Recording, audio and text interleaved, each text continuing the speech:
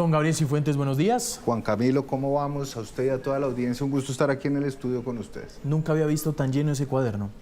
Ah, pero es que yo nunca había visto un discurso de 2 horas y media en 20 de julio tampoco. Don Eduardo, buenos días. Hola, buenos días a Gabriel y a Juan Camilo, ¿cómo amanecen? Muy bien, bueno, muchos temas de qué hablar. Su primera impresión, don Gabriel, de este discurso que vimos ayer. 2 horas y 20 minutos duró el presidente hablando. Yo creo que uno tiene que analizar, Juan y Eduardo, esto en varios momentos. El primer momento es el discurso de Efraín Cepeda, un discurso abiertamente en contra del gobierno, reprochando los ataques contra la institucionalidad, el Congreso, las Cortes, el sistema electoral, los medios, cosa que repitió varias veces y señaló que por esa vía se llega al autoritarismo. El segundo momento es ya la instalación por parte del presidente Gustavo Petro, que sintió la necesidad de hacer una réplica a ese discurso de Efraín Cepeda y cuestionó el concepto de democracia republicano, incluso insinuando que antes de la elección del pacto histórico y de sus congresistas la democracia se podía poner en duda, y fue muy duro contra ese sector político que él denomina que se asoció con el paramilitarismo, que chuzó a los magistrados, y bien sabemos nosotros aquí a quién hacía referencia. Y pasó luego, en una larga exposición de datos, a hacer una combinación de dos cosas, Juan. Por un lado, una rendición de cuentas frente a lo que él considera son los mayores logros de su gobierno, y por el otro lado, insinuando a través de esa rendición de cuentas cuáles van a ser las prioridades para la próxima legislatura, entre las cuales encontramos la tributaria. Sorprendió muchísimo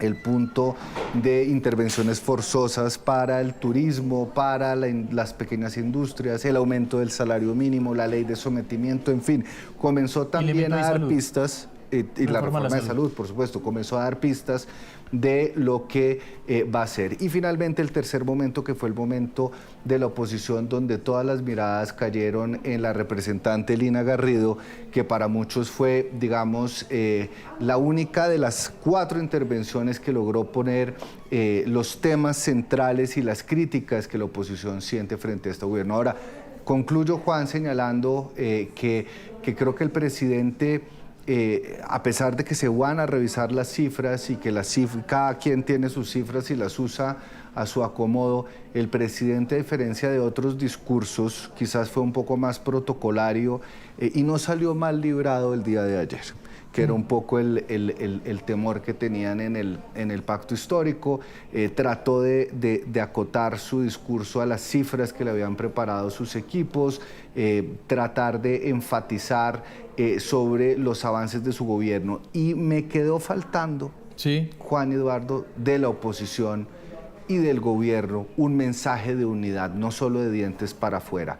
Pero quizás eso es anticipable porque se viene una campaña política donde ya todos están enfilando los argumentos para entrar en la radicalización y en la polarización más grande que quizás hemos visto en los últimos años. Polarización que se vivía, don Eduardo, en las barras, inclusive. Es que ese era el fiel reflejo. De un lado le gritaban mentiroso y de otro lado del pacto histórico le gritaban sí se pudo, ¿no? Sí se pudo, y le gritaban reelección. En el caso del señor Alfredo Saade, que estaban los ánimos en general muy caldeados, pero quizá, aparte de este resumen muy bien hecho que ha hecho Gabriel, pues sí me gustaría hacer énfasis a eso que pasó en quienes estaban al frente. Es decir, aquí lo que vimos también fue un país y un Congreso supremamente polarizado, unos bandos supremamente marcados, casi que hasta peligroso, ¿no? Porque además lo que estamos viendo aquí son 2 formas completamente distintas de ver el país. Ya lo estaba diciendo Gabriel con esas cifras en la presentación del presidente Gustavo Petro, intentando mostrar un país que ha avanzado en seguridad, que ha avanzado en materia de salud, un país que avanza en materia económica, en materia laboral. Pero por el otro lado, otra mirada completamente distinta, y es un país que está estancado en todo eso que le acabo de mencionar, y también con sus sustentos y también con sus cifras. Así que aquí lo que estamos viendo son 2 miradas completamente distintas de un país que, pues, al final, ¿quién tiene la razón? Pues eso se terminará dirimiendo en las urnas. pero lo cierto es que el presidente Gustavo Petro pues ha mostrado unas cifras que algunos, como usted lo decía, Juan Camilo, y ya ustedes tendrán la oportunidad de revisarlo en detalle, pues distan bastante por lo menos de su interpretación. Casi que irreconciliables las posiciones. Si no se vio ningún espacio, Juan Camilo y Eduardo, como para que pudiera haber algún tipo de consenso. No hay ningún espacio, como sí lo hubo en la primera legislatura, de llegar quizás a un acuerdo nacional para ponerse de acuerdo frente a cuáles son esos proyectos que tanto desde la oposición como desde el oficialismo quisieran sacar adelante. Verdaderamente los abucheos, la destrucción de las formas, el uso de las cifras amañadas por parte y parte, y esto claro, hay que decirlo. Cada uno usa la cifra que le conviene, de manera y hasta cómoda, donde le conviene. Sí, porque dice lo que dice las cosas buenas, pero no dice lo que Pongamos el ejemplo en salud. El ejemplo en salud es el siguiente, y vuelvo y repito, le doy crédito también a La Silla Vacía porque ha hecho un trabajo juicioso de detector muy, muy interesante. Sí, él repasaba la tasa de mortalidad infantil, por ejemplo, pero si él quiere hacer un resumen del sector salud, ¿por qué no da cifras de acceso a medicamentos? O No, número, Es uno de los, o el número de las tutelas. Número de quejas. Número de quejas a las tutelas, EPS. El tiempo que tiene que pasar para que le den una cita con un especialista o las filas.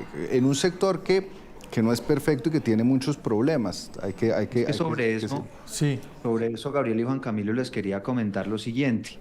Efectivamente, el presidente no hizo referencia a esas dificultades y a ese empeoramiento en los servicios, y no es porque lo diga yo, sino porque eso se ha evidenciado, por ejemplo, en el número de quejas, en el número de tutelas instauradas ante el sistema por servicios que no han prestado las EPS. Ahora, hay otro tema que llama la atención en este tema de la salud, y es que el presidente Gustavo Petro insiste en la necesidad de una reforma, insiste en que lo que está pasando con la salud es por cuenta de que no le han aprobado la reforma, pero por otro lado dice él que los principales indicadores mundiales para saber si un sistema de salud funciona o no tiene que ver con la mortalidad de niños, la mortandad y las enfermedades de los niños. Y en ese sentido muestra cifras que evidencian que supuestamente eso está mejorando. Entonces, si el sistema actual no funciona, ¿por qué esas dos cifras que dice el presidente Gustavo Petro son las que sirven para medir si un sistema de salud funciona o no? En esas sí se están viendo resultados. No sé si ellos cayeron en cuenta, digamos, como de esta contradicción, pero efectivamente, pues allí estamos viendo una situación y una lectura que le hace el gobierno nacional, pues que evidentemente ha sido blanco de todo tipo de cuestionamiento. Pero es que yo creo que justamente, Juan y Eduardo, de eso se trata, y eso es a lo que le apuesta tanto el gobierno como ciertos sectores de la oposición, y es dar unas cifras en caliente, donde después en ejercicios como los que estamos haciendo ahorita se pueden validar algunas o se pueden contradecir otras, pero el efecto político que deja en el discurso es casi que indeleble. La gente del común, los millones de ciudadanos que vieron ayer los discursos tanto de la oposición como del oficialismo, se van a quedar con esa idea.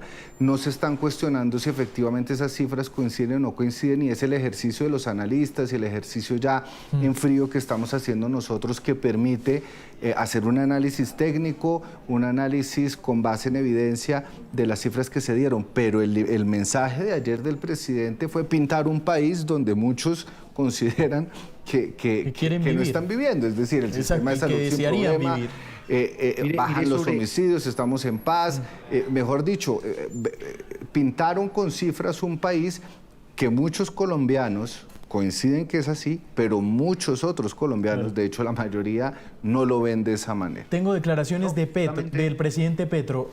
Solamente un paréntesis rápido sobre el tema de salud, y es que el presidente mostró una gráfica donde se veía cómo disminuía la mortalidad de niños pues desde el 2022 hasta 2024.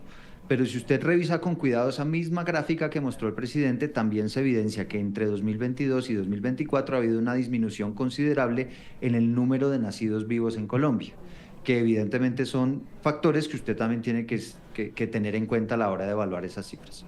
Si nacen menos, mueren menos. Pues, claro. Si se produce más coca, pues se incauta más coca. Esas son la clase ahí va el punto de análisis. De esa cifra que es interesante, lo de la cocaína. Sobre economía, escuchemos al presidente Petro. Y no subí los peajes, no los subí. Y aún en contra de una posición mía no subí el diésel de los camiones que cargaban. Y repartimos tierras y comenzamos. Y bajamos la tasa de interés del Banco de la República. Sí, lo hicimos en contra de la Junta Directiva del Banco de la República. ¿Y qué resultado tuvimos? Que los precios de la comida bajaron de tal manera que hoy son del orden del 4,6 por debajo de la tasa de inflación. Llegaron a ser del 1 y del 2% cuando los habíamos recibido un 25% anual. La de la Junta Directiva del Banco de la República, que no quiere bajar la tasa real de interés a pesar de que este gobierno ha logrado bajar la tasa de inflación por debajo incluso de lo que tenían pensado. Bien, mientras eso suceda no creceremos más. Bueno, ahí estaba. No subí el diésel. Pues eso es relativamente no cierto, porque, sí, porque lo subió 400 claro, pesos. 400 pesos. Que lo tenía que subir más. Eran 800 inclusive, sí, pero fue gradualmente. Y tenía que llegar a 2.400 para empatar el fondo de estabilización. En los cálculos macroeconómicos, el diésel tenía que subir en estos años, creo que hasta 2.400 pesos y empatar, digamos, el precio de venta, cosa que fue imposible para el gobierno por los paros de los transportadores. Y con ellos lograron llegar a un acuerdo de aumentar paulatinamente hasta 400 pesos y creo que este año tenían que seguirlo subiendo y no lo hicieron. Pero el diésel sí subió, claro. La gasolina sí subió, los peajes los congelaron en algunas zonas, pero aquí hay medidas. De hecho, verdades, es la medida, ¿no?, económica de las que más le han aplaudido al presidente Gustavo Petro los expertos. Empatar el precio. Darse la pela por, exactamente, acabar con ese déficit en el Fondo de Estabilización, ¿no, don Eduardo? Y claro, y ahí sobre eso, digamos, hay que decir que hoy en día los colombianos están pagando incluso una gasolina más cara de lo que deberían, precisamente para compensar y no subirle tanto al precio del diésel. Entonces, de alguna manera, quienes pagan gasolina están subsidiando el precio del diésel para que no necesariamente suba. Aquí también hay que llamar la atención, Juan Camilo, frente a lo que decía de la tasa de inflación. Hay que recordar que esa es básicamente tarea que tiene el Banco de la República, no necesariamente el gobierno. El presidente Petro se lo atribuye. Sí es atribuirle al presidente Gustavo Petro, y creo que en eso tiene razón, no sé si Gabriel coincide conmigo, en que las políticas agrarias han dado frutos, y en eso sí hay que decirlo. Ha logrado el presidente Gustavo Petro obtener una disminución sustancial en el precio de los alimentos. También lo han mostrado las cifras recientes del DANE en cuanto al crecimiento de la economía, cómo el agro ha venido también siendo un jalonador importantísimo en ese crecimiento. Digamos, ahí creo yo, Gabriel, no sé si usted lo comparte conmigo, punto para el presidente, pero también es cierto que hay toda una política monetaria alrededor de esa cifra de inflación o del aumento de costo de vida que no necesariamente es atribuible al gobierno. No solamente los precios dependen de los alimentos, sino también de muchas otras cosas que también se están encareciendo. Entonces, aquí lo que vemos es a un presidente pidiendo al Banco de la República que baje tasas de interés, y un Banco de la República todavía muy cauto por estas manera, digamos, casi que irresponsable del manejo de las finanzas públicas, en el sentido de volarse la regla fiscal, en el sentido de endeudarse más y en el sentido de, inclusive ahora en estas afugias económicas, seguir proponiendo un aumento del gasto público. Es que sí. Eduardo y Juan Camilo, uno no puede caer en el error de la oposición y del oficialismo donde los discursos están radicalizados. Uno puede reconocer lo que ha sido bueno. Y yo destaco, por ejemplo, entre otras cosas, la política de tierras, la compra de hectáreas, la titulación a los campesinos, como bien lo señalaba Eduardo, la disminución de la inflación en el agro, el aumento del empleo, tanto en el agro como en las zonas urbanas, el aumento de la economía, el tema del turismo, que ya se llegó a 7 millones de extranjeros no residentes visitando, es decir, que ya comienza a ocupar el segundo renglón de la economía. Uno no puede ser tan ciego de desconocer que efectivamente hay cosas que son buenas. Ahora, ¿por qué son buenas? ¿Cuáles son los resultados? La inflación seguramente responde en gran medida también a las medidas adoptadas por el Banco de la República para controlar la inflación. Claro. Ese es el rol del Banco de la República. Y probablemente la disminución de los precios en el agro y de los alimentos, que es una muy buena noticia para los colombianos, depende de las políticas del gobierno con monómeros, de bajarle los precios a los insumos y a los fertilizantes. Uno tiene que reconocer lo que está bien, pero también entender por qué las cosas están bien. Y creo que la oposición corre el riesgo y comete el error de no reconocerle absolutamente nada a este gobierno, y el gobierno comete el error de tratar de engañar de que todo lo bueno que está pasando en el país depende exclusivamente de sus políticas, cuando pues vemos que hay muchos factores que pueden incidir. Escuchemos esto del salario. Hay un contexto, Juanca, solamente rápidamente, importantísimo para el análisis económico, y es que veníamos de una temporada de pandemia donde los índices de inflación, no solamente en Colombia, sino en el mundo entero, estaban absolutamente disparados, y evidentemente pues es un comportamiento que también se veía venir no solamente en el contexto nacional, sino también en el contexto mundial. Salario mínimo, a ver qué dice el presidente. Que subí el salario mínimo como ninguno, aún me queda un año, voy a aprovechar. Populista dirán. Por encima de la inflación del año presente, que es como los economistas miden el salario real. Hagan las cifras. ¿Creció el consumo en Colombia?, dicen ahora. Pues claro, si subimos los salarios. De esto, una anotación importante. Hay un artículo interesante de La Silla Vacía, precisamente. Esto es cuestionable, que él haya dicho que como ninguno haya subido el salario mínimo. ¿Por qué? Muchos expertos economistas miden el aumento del salario mínimo respecto a la inflación, que sería el aumento real del salario mínimo.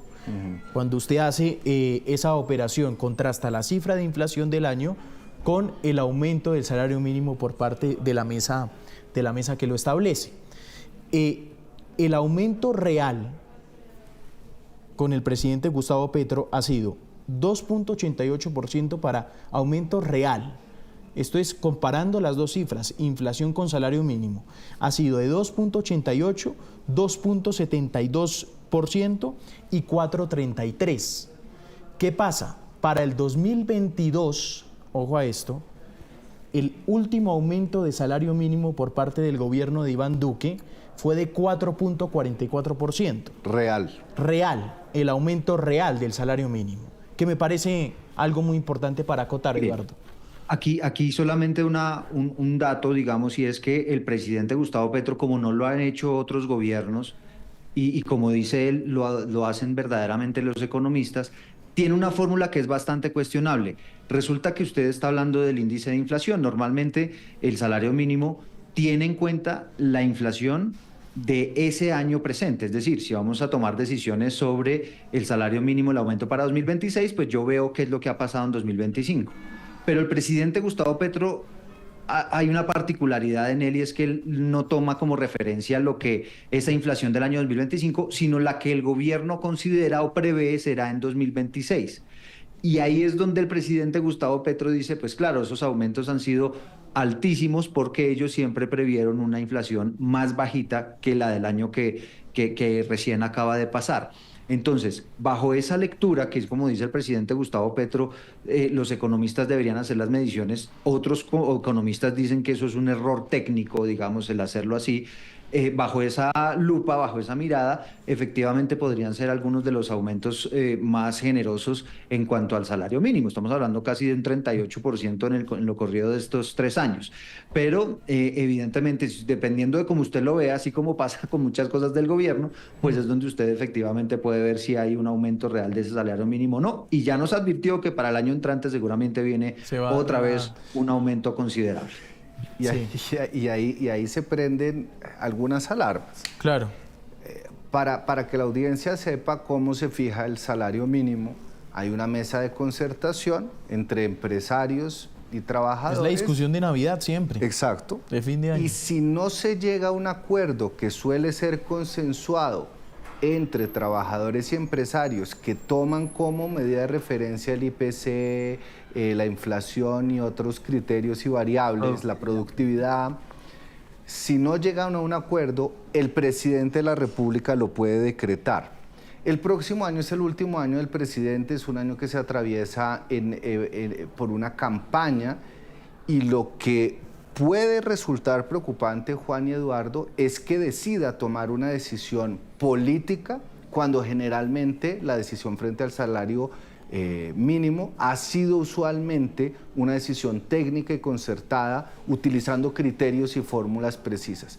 Porque bien podría pasar que en diciembre los trabajadores que con el anuncio del presidente no van a ceder y no van a estar tan dispuestos a negociar, y el presidente pueda fácilmente subirlo en 10, 15%, y en un año de campaña eso podría tener una incidencia enorme frente a los resultados de las elecciones en el 2020. Hay otro aspecto a analizar, Gabriel y Juanca, es cuál podría ser el efecto en cuanto a la informalidad. El presidente Gustavo Petro dice que es falso y que ha quedado demostrado que si usted sube considerablemente el salario mínimo, se dispara la informalidad. Dice él que eso no necesariamente ha ocurrido. Frente a eso hay que decir que hay analistas que coinciden con el presidente. De hecho, algunos de ellos dicen, mire, en este primer trimestre del año sí ha aumentado la informalidad, pero ya después en los otros 2 meses ha venido otra vez bajando la informalidad. Y hay otro factor que hay que tener en cuenta frente al tema de informalidad, y es la reforma laboral. No sabemos hasta qué punto eso también pueda tener efectos en un aumento o no en los índices de informalidad. Dice el presidente Gustavo Petro que es una gran falsedad el decir que si le bajan o le aumentan los precios o las tarifas y los pagos que deben hacer los empresarios para pagar a esos trabajadores, necesariamente eso implica una disminución en el empleo. Una pequeña acotación. Aquí hay 2 tesis contrapuestas, Juan Camilo y Eduardo. La tesis de la oposición, que ha sido la tesis, y hay que reconocerlo, predominante dentro de los economistas, y es decir, si se aumentan los costos laborales, disminuye la generación de empleo. Lo que pasa es que en los últimos años tampoco, con las gabelas tributarias que se han generado, no se ha resuelto el tema de la informalidad. Y la teoría del presidente y del oficialismo, que dice, en la medida en que usted le suba el sueldo a los ciudadanos, consumen más. Si se consume más, se reactiva la economía. Si se reactiva la economía, se van a necesitar más puestos de trabajo, lo cual en el largo plazo, si bien en el primer choque, como decía Eduardo, se puede generar informalidad porque los costos laborales suben, en el largo plazo, cuando se estabilicen las tasas de consumo, el mismo mercado va a estar requiriendo nuevos puestos de trabajo. Pero nadie tiene la respuesta frente a cuál de estas 2 teorías es la acertada y la que logra resolver el problema de la informalidad y del empleo en Colombia. Vamos a revisar, Gabriel, ya cerrando este tema económico, ahora el papel de la oposición. Hubo réplica después del discurso del presidente Gustavo Petro, y la que se robó el protagonismo fue la representante que veíamos anteriormente, la representante Garrido. Veamos la primera declaración de la representante Garrido. Esto fue lo que dijo, miremos. Señor presidente, yo soy pueblo, pero también soy la voz, una voz que incomoda, una voz que han querido silenciar los corruptos y criminales a los que he tenido el valor de enfrentar y denunciar, porque hay un pueblo cansado que yo represento. A diferencia de quienes hoy ejercen la réplica, yo voté por usted, como lo hizo 11 millones de colombianos, la mayoría que no somos petristas, ni de izquierda, ni progresistas, ni guerrilleros, ni hacemos parte del pacto de la picota. Lo hicimos porque estábamos cansados de las promesas que no se habían hecho realidad. Y hoy... Votante, ahí estaba también lo que dijo que, bueno, que olía a azufre, el votante del petrismo, un discurso que marcó el diálogo, ¿no, Eduardo, en las plataformas digitales? Y es que ha llamado la atención, hay varias características de la representante de la Cámara, Lina Garrido, que llaman la atención. Una de ellas, representante del departamento de Arauca, por eso ella decía ahí que ha sido amenazada, que ha tenido que enfrentar, digamos, muchas amenazas, luchas para poder ejercer, digamos, todos esos pensamientos que ella expresó en las últimas horas en el Congreso. Otro de los temas y puntos que, digamos, sorprendió de alguna manera, y es que aún siendo de Cambio Radical, confiesa ella que votó por el presidente Gustavo Petro con una esperanza de cambio, y dice ella que es una de las decepcionadas por lo que ha ocurrido en el gobierno de Gustavo Petro. Y yo siento aquí, Juan Camilo, que ningún otro integrante de la oposición, ni Paloma Valencia, ni póngale el que quiera del Centro Democrático, ni siquiera el mismísimo Miguel Uribe, que estuvo en esta misma posición hace un año, había logrado conmover de tal forma al auditorio, y creo que esa conexión que logró ella fue lo que más llamó la atención y la puso como tendencia en las redes sociales, entre otras cosas porque tampoco es una de las personas, digamos, más representativas de la oposición, y aparece con este discurso sincero, mirando a los ojos al presidente Gustavo Petro. Es un discurso casi que le sale del alma, ¿no? Dice el presidente Gustavo Petro que le faltaron cifras, que mintió en muchas cosas, pero por la manera como ella se expresó, pues reflejó y transmitió una credibilidad que la puso finalmente como tema de conversación, porque siento yo, Juan Camilo, que dijo muchas cosas que a la gente le hubiera gustado decirle al presidente en ese momento. Yo coincido con Eduardo. El discurso de Paloma Valencia y de Marilén Castillo es más de lo mismo. Es el libreto de la oposición, se sabe qué van a decir, no aportan absolutamente nada nuevo, fue leído. Paloma Valencia en ciertos momentos incluso un poco desentonando. Pero el discurso de Lina Garrido, que además, como bien lo decía Eduardo, no es una representante que salte a la vista por debates de control político, no ha sido protagonista en los debates en comisiones, digamos, en esta legislatura no ha sido de esas congresistas referente en algún tema en particular, sin desconocer su valiosa carrera política. Eso no lo ponemos en duda, pero no es los congresistas de peso que uno suele ver. El año pasado también estuvo David Luna, Miguel Uribe, que tienen mucho más reconocimiento. Y fíjese que no leyó el discurso, tenía sus notas, y lo que hizo fue sintonizarse con la población que se siente desencantada, que siente que el gobierno le hizo unas promesas y que las ha incumplido. Habló de los problemas de salud, de corrupción, de seguridad, la crisis fiscal, incluso se metió con el tema del feminismo, recordándole que tenía sentado en su mano derecha a Armando Benedetti, que ha sido acusado de violencia intrafamiliar. Incluso le mandó un mensaje muy poderoso a la vicepresidenta Francia Márquez, diciéndole: usted ha sido casi que instrumentalizada y usted tiene un rol para jugar en estos momentos, porque fue la esperanza de muchos y de muchas colombianas. Entonces, el discurso, la postura de la representante Garrido, donde también hay que decir, cometió imprecisiones en las cifras que presentó, y esto también lo hizo el presidente, pero también lo hizo la representante Garrido, a pesar de no tener fichas en Excel ni 2 horas y media para contradecir todas las cifras.